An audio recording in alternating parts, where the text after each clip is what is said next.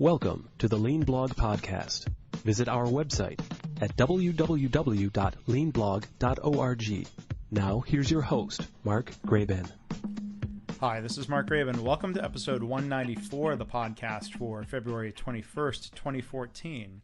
My guest today is Paul Piechota. He's the director for the Center for Competitive Change at the University of Dayton School of Engineering. Piechota has authored over 30 publications, including his most recent publication, the book titled Keeping Your Business in the USA, Profit Globally While Operating Locally. So in this episode, we're going to talk about topics including how the University of Dayton is using Lean and Six Sigma to improve their own operations, how they're getting students involved, what some of the results are from their Lean and Six Sigma projects and shift in management system, and their attempts to engage professors in improving the work in the classroom. So this all follows up a blog post that I wrote back in January about their work based on a press release they sent out that caught my attention. So to find that and links to the center, to Paul's bio and his book, you can go to leanblog.org/194. Hi, Paul. Thanks for joining us to be a guest here on the podcast today. Good morning, Mark. How are you? Well, I'm great. Thanks. Can you start off by introducing yourself and a little bit about your background for the listeners? Oh, absolutely. My name is Paul Piechota, and I am the director for the University of Dayton's Center for Competitive Change. Well, can you tell us a little bit more about the center and what you do? Well, the Center for Competitive Change is hosted within the School of Engineering, and it's a center that was started by my predecessor about 28, 29 years ago when Dr. Deming and the Lean Initiative was coming back into the United States, mostly through Florida Power and Light. The School of Engineering with Professor Carol Shaw decided to start a outreach center that focused on helping our business partners to the university in this area called Lean. And when I took it over about 6 years ago, we then expanded Lean into Lean Six Sigma, ISO, organizational development, Hoshin planning. We kind of have a three-prong approach here. The first one is predominantly we conduct what you would call professional and continuing education or public training to any participant, clients, customers, in looking for certification, advanced learning in what is Lean, what is Six Sigma. We do our public training utilizing what we would feel is some of the subject matter experts as defined by the industry and their peers. So for instance, Michael Hoseas, Jeff Leiker, Steve Eisenhart, Bob Williamson, Art Byrne, Michael Harding, all are part of my buffered workforce that teaches these 1-, 2-, and 4-day classes. We then also internally we teach the Lean Six Sigma to our students in both at the undergraduate level as well as at the graduate level. So there's a lot of colleges offering courses in Lean and Six Sigma to the students. Can you talk a little bit about how you got started in actually applying these ideas and methodologies to the university operations? Well, it actually started many years ago in the fact that like any other company, you're always trying to improve in how you conduct and do business. Whether you're academic or a hospital, retail operation, or a manufacturer, the world has changed economically where you can not continually just raise your price to cover your cost of operation. So a couple of years back, between myself communicating up to our president, Dr. Dan Curran, as well as our board of trustees, folks coming out of Midmark, Ford, and also out of just the industry as consultants, our board of trustee members have been asking when and why and where are you using Lean or Lean Six Sigma within our own operations. We got to think about it. It's a business strategy set of tools, methodologies that should and could be applied here. So when we brought in when we brought in Mr. Art Byrne do a presentation to the region. We've invited Dr. Curran, our CFO Tom Burkhart, and a few other of our leaders to attend Art's presentation, which concluded with Dr. Curran going, "Paul, let's do it. We got to let's get serious. Let's get it focused. Let's start bringing this strategy inside. It makes too much sense not to be thinking about it."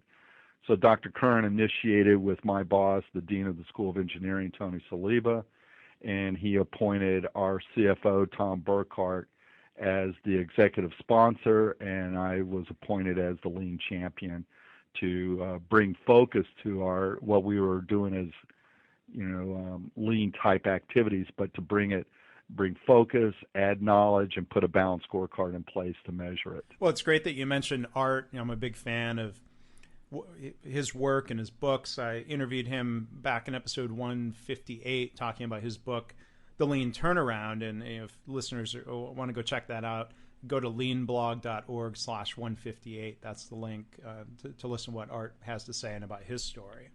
And also, Mark, Art kicked off that book here at the University of Dayton with my center. Well, that's great. So tell us more about the areas that you've done process improvement work with Lean and Six Sigma. What types of things is the university driven to work on improving? Well, when the initiative was actually focused and harnessed as something that University of Dayton wants to do, we've already had done the same thing at other universities. So we kind of knew where the big opportunities were for problem solving, advancing efficiencies, increasing our focus on our customer. So with Tom Burkhart and myself, what we did was we decided that the number one area that we wanted to look at was in processes. Being in a sense, a university with colleges and schools or organizations, what we discovered was a lot of processes were in duplication, a lot of things were taking place that were not as efficient or efficient enough to satisfy both our internal customer, our employees, as well as our external customers. So we decided to focus on processes, and then we did a couple other events simultaneously. Given our experiences, the centers work with several other universities. We brought in two other areas that we knew from our experiences were going to be logical places to begin. So we started with dining services and facilities. Obviously, every company, facilities is a great opportunity for problem solving as well as increased efficiencies. So can you talk specifically about what some of those problems and challenges and improvements were? Oh, absolutely. And our first project in dining services was an immediate problem that was put on the table was as we renovated dormitories, each dormitory then was added a small miniature food court. And dining services then was expected to pick up the servicing of those small dining facilities within each of the dorms, as well as our Rexplex, our recreational facility, and one other area. So given that, the problem was how do we serve these folks without increasing our costs, our labor, another shift. And so we ran a Kaizen event that looked at what's the problem, how do we do it, what's the possible solutions using the Sigma DMAIC process. We discovered that if we would do some centralization of our core food prep areas, we would be able to serve those new areas plus some areas with zero increase in costs of labor or time and without reduction of efficiencies. So we went in to implement the solution, and the solution not only solved the issue of dining services being able to serve those areas, as well as now they have excess capacity. So they're able to add other food groups to those dining facilities. So understand in most of these remote sites, you have a lot of things called grab and goes, like pre-made salads, pre-made sandwiches, which have very short shelf lives. And so that was the big concern is, how do we increase without, food spoilage, which is then waste. So I'm curious to hear more about how you and the University of Dayton are getting the students involved. I'm sure working on projects is a natural extension, a really helpful extension of what they're learning in the classroom, right? Well, that's an interesting topic. Our students. Remember, our students is one of our customers. We have basically three customers. Obviously the student, which is also our product, so it's a very complicated customer. We have our employers, and then other schools or grad schools that students may choose to go on in their studies versus into employment.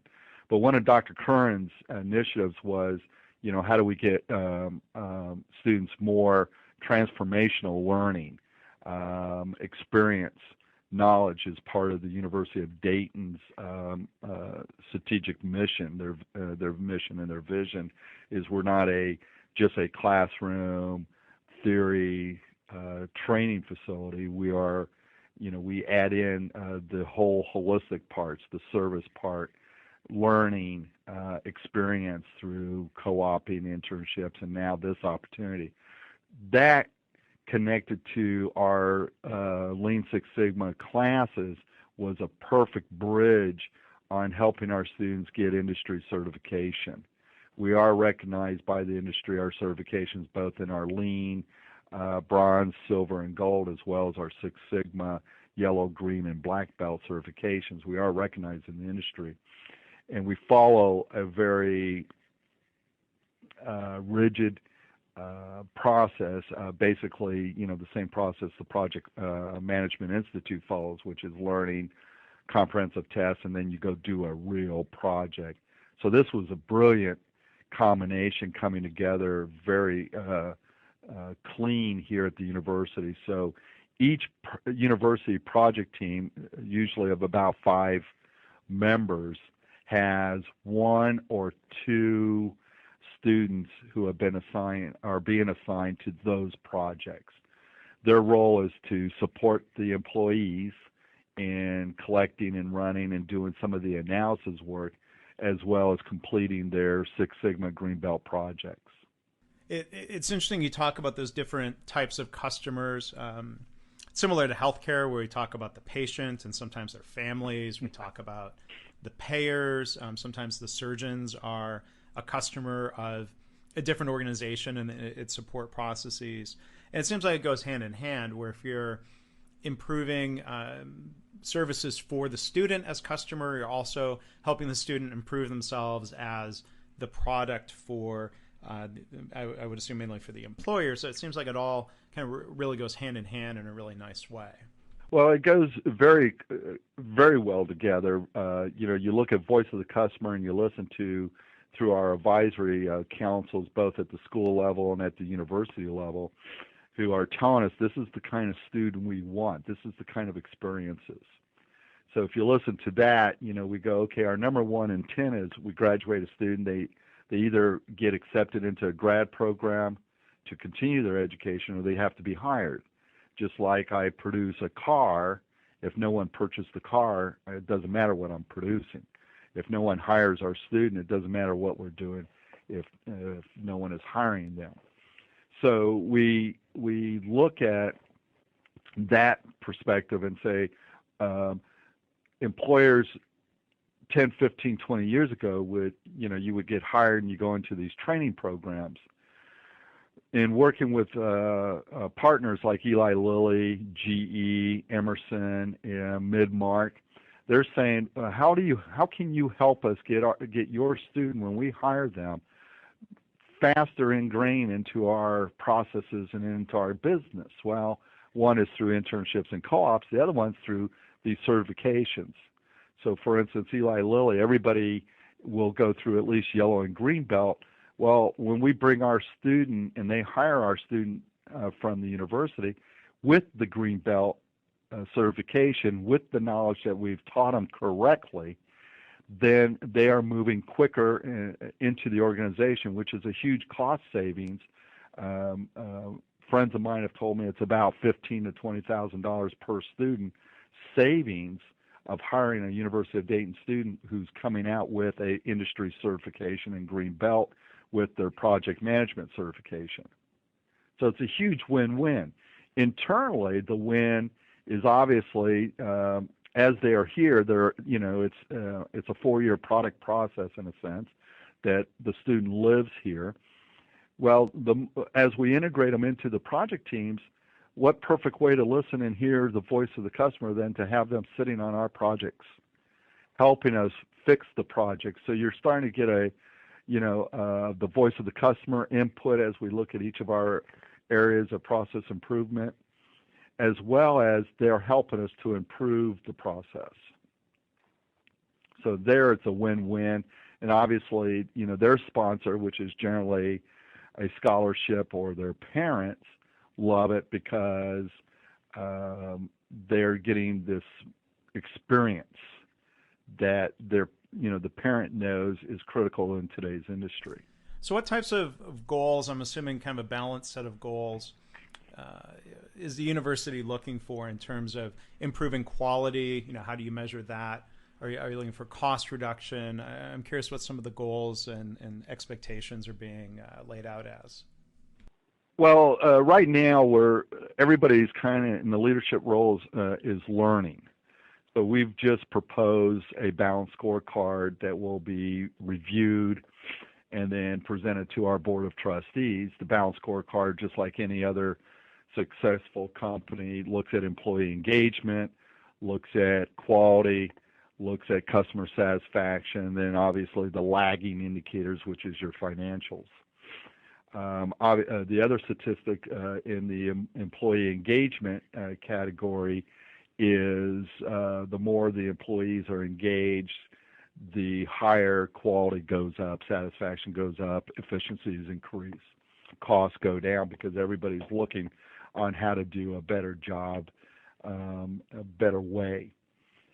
Quality is always, the quality of our, the second category being quality is really in our world exceptional education.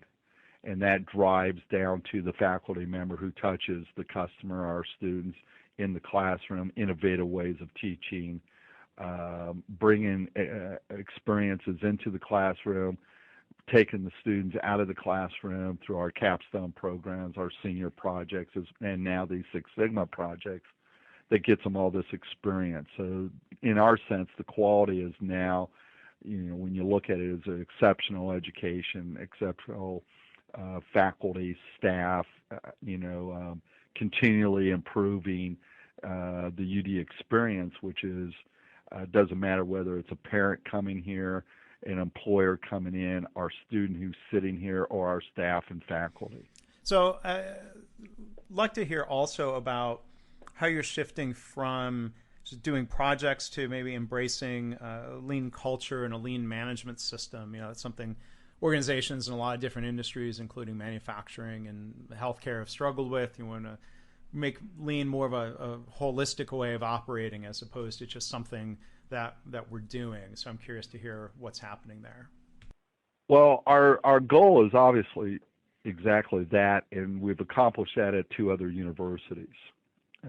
But it takes time. And you were working with the other universities as a consultant. Yes.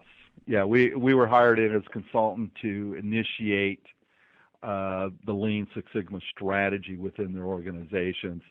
And my center's mission is always, and from the book I wrote, we've always discovered the winning organizations who are those who say, I want to know when you exit and we take over. I want to know when I can do the work, not the consultants. I can't have a consultant on my staff forever.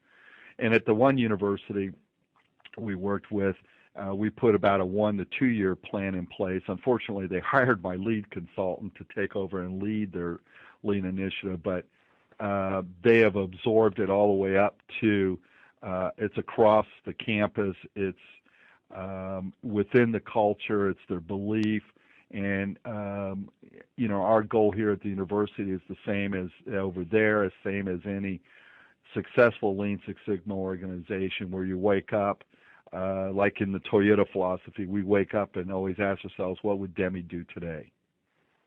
How can we improve? And that's when you get full employee engagement. So absolutely our goal is to make it part of our business strategy here at the university. Our board is very in to asking the right questions. We're looking at what like I indicated earlier, our balanced scorecard.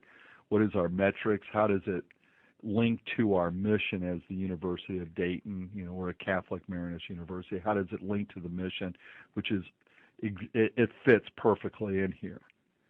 Now it's time and education and learning, which is we're in that phase right now. And in fact, people are so excited about this. We have actually kind of somewhat slowed down some of the processes just because we're getting, all the schools are getting involved. So for instance, the School of Engineering has a project team that includes one department chair, 2 professors, and 3 other individuals who are looking at how do we improve the way we advise our first-year students. Because as we increase the population, how do we do this consistently? On the project team is someone from the School of Business. The School of Education says, hey, how do we help our teachers maintain their certifications? We ran some projects, indicated 3 constraint areas that we're now running projects to remove those constraints so that the School of Education can help the ongoing alumni from UD maintain and obtain their certifications as things change in the industry of requirements for certification and their licenses, et cetera. Student development, as we grow our international population, wants to get in, and we're in the process of working with them. How do we look at integrating our international students faster, better, more effective into the classroom, into the environment here as they come in with language and cultural differences? How do we blend them better? And we're got 2 processes. In fact, I'm co-leading a project with student development in how do we bring some of our international students with the issue of language and culture into the university better. So we're getting the excitement at the employee level, the excitement at the leader, the sponsor and the support of the leadership, and our executive sponsor, Mr. Tom Burkhardt, has just really adapted and taken on this challenge of going from almost I hear about this, I know about this, to asking the right questions to his leadership team, asking everybody on his leadership team to at least have one ongoing project all the time, working and looking at the F&A side of the house. So, it's spreading, but we want to make sure it's systematically brought in so that it becomes part of our culture, it becomes part of what we do, and doesn't disengage anything as we move through this process. And F&A is facilities and administration, or? Well, it's finance and administration, which has dining. Underneath that is everywhere from the bursar's office, tuition, admissions, any money side through facilities and dining services all report in through as well as human resources. So we have a lot of processes in that one area that affects and touches every aspect of this university. Well, it's great that you again mentioned Dr. Deming. I do all I can to promote to my readers and listeners how important Dr. Deming's work is in general, how important it was to Toyota, how much Toyota respects and appreciates that. I think unfortunately there's a lot of people out there, quote unquote, doing lean who have just never been exposed to Dr. Deming's work. And it seems like it's so important. University, I imagine, would have a very strong sense of purpose, a very strong constancy of purpose, and hopefully a long-term view. Would you say more so than maybe other types of organizations? Well, the good news is we're not in the same situation as the two universities that we were hired to help were in.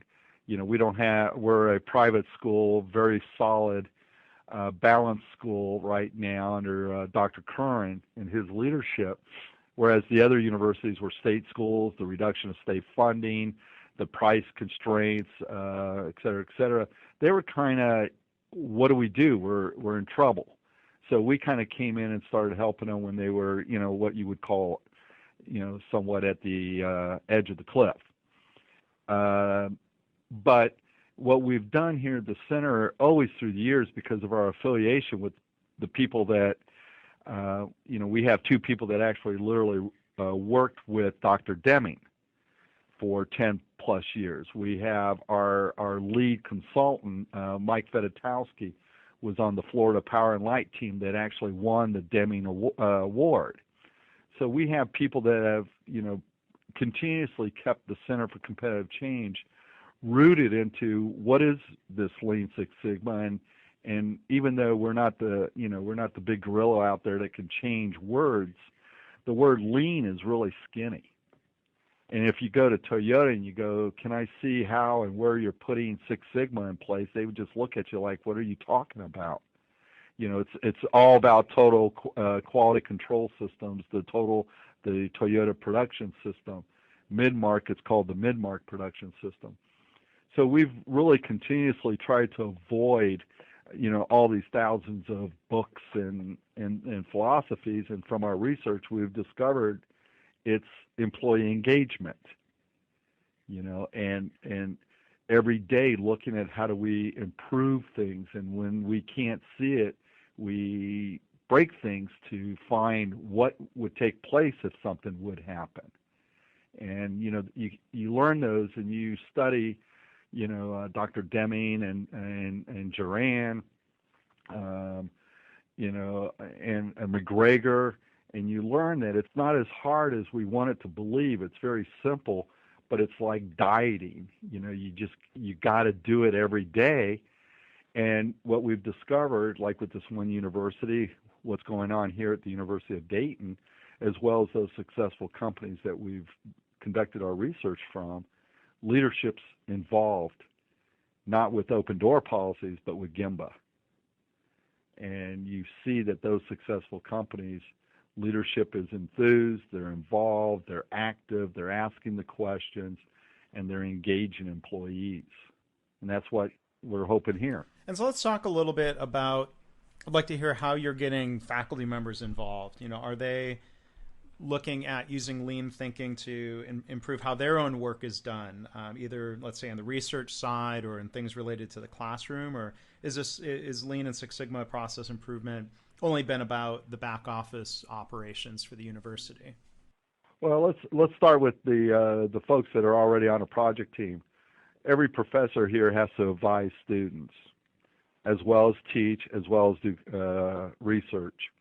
And as the student population grows in many of our areas, I now went from advising 2 students to 10 to 15 to 30, as well as my teaching duties, as well as my teaching anywhere from 2 to 4 classes, as well as 20%, 25% of my time is in the area of research and writing papers to maintain my certifications. So when we stood up this project on, looking at the process of advising, we had there was no problems when the team lead went and asked a department chair, 2 professors to join the team.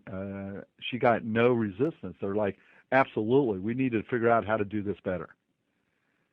And we all talk about it because in almost all the engineering and business classes, there's at least a chapter or a discussion on Lean Six Sigma. So many of the folks here talk about it. Now it's interesting to see their excitement that we're actually doing it here. And, you have, like any other company, you got the 10 to 20% that are, hey, Paul, let's get going. We're on winter break. I like to take a class, take your yellow belt class. 2, you got the professors going, well, I'll just sit back and see what happens, but that's typical in any company. So I think we're getting there. I think our faculty is excited because it's learning, it's interesting, and we make it very clear. I've done this for my entire career, that this process of increasing efficiencies is not anything about laying people off. It's all about how do we do, as we're always asked to do, more work with the same amount of time. And how do we do it? So how do we do our work more efficient, more effective? How do we make it more enjoyable? And at the end of the day, produce better products, which is a higher quality student hitting the industry. Well, Paul, I really want to thank you and the University of Dayton for sharing what you're doing. It's really exciting to hear about the applications of process improvement methodologies and management systems into new environments. So thank you for talking to us about that. Well, Mark, I appreciate the opportunity to participate on your blog, as well as if anybody logs into the University of Dayton, they can go to the Center of Competitive Change site, and if they want to follow what we're doing, we publish a newsletter every month. We publish our success stories. What are the on-deck projects versus the projects that have been completed. Our number one mission, based on Tom Burkhardt, is this is all great, but Paul, we have to make sure that we maintain the game. So it's nice leading up to the project and the project conclusions and solutions, but now once every project gets done, the next initiative is how do we maintain the game so we don't slip backwards. So thank you, Mark. I appreciate the time and wish everybody well. Oh, and I also wanted to let you talk about your book and tell us about it. It's called Keeping Your Business in the USA. What's the focus and the story of the book? The book is, my co-author and I researched about 400 or 500 companies, did analysis on companies like Buck Knife, Slinky, Midmark, Hamilton Casters, across the board. New Balance asked us to review them, and what we did was we selected 3 companies that kind of represented the whole, and the mission here was to look at how are you competing globally while keeping your employment or your core operations in the United States. And we eliminated Tier 1 companies basically because they're already all over the place. So we focus on I think New Balance was the biggest company, and we eliminated them immediately because they only had one shoe that was produced in America. But like Slinky, how are you doing it? And what we did is we stayed with the premise of what was your recipe and your ingredients that is allowing you to operate in America, compete globally. And we discovered Lean Six Sigma was in the mix, but there was other ingredients in their core recipes. And so the book highlights 3 companies that represent Slinky, Buck Knives, all the way down to a company that's about 100, a little under 100 employees. And what was their core recipes, 10 core recipes of each of these companies. Well, again, our guest today has been Paul Piechota from University of Dayton. Thanks for being our guest today. Thank you, Mark. Thanks for listening. This has been the Lean Blog Podcast. For Lean news and commentary updated daily, visit www.leanblog.org. If you have any questions or comments about this podcast, email Mark at leanpodcast@gmail.com.